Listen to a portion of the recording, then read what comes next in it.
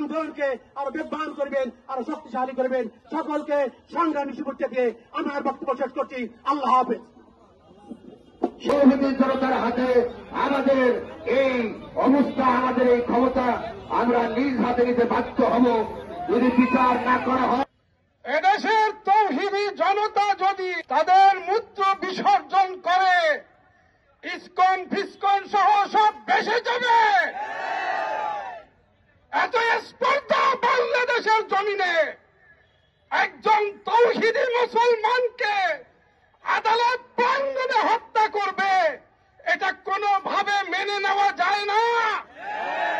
এই সাইফুল ইসলাম ভাইয়ের হত্যাকাণ্ডের সাথে যারা প্রত্যক্ষ কিংবা পরোক্ষভাবে জড়িত, অনতি বিলম্বে তাদেরকে ফাঁসির কাস্টে ঝুলাইতে হবে।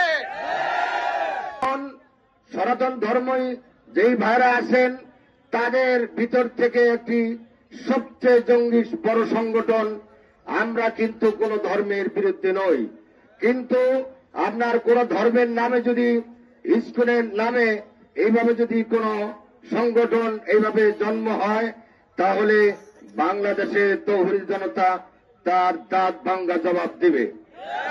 এই ভাইয়ের খুনি সন্ত্রাসী জঙ্গি ইসকন একটি আন্তর্জাতিক জঙ্গি সংগঠন। এই সংগঠনকে নিষিদ্ধ করতে হবে। এই সংগঠনের সকল কার্যালয় তালাবদ্ধ করতে হবে। 5ই আগস্টের পর থেকে এদেশের মুসলিম জনতা ওলামা একরাম দিনদার তৌহিদি সকলেই ওদের ধর্মীয় অধিকার যেভাবে নিশ্চিত করেছে তার বিনিময়ে আমাদের ভাইকে হত্যা করেছে।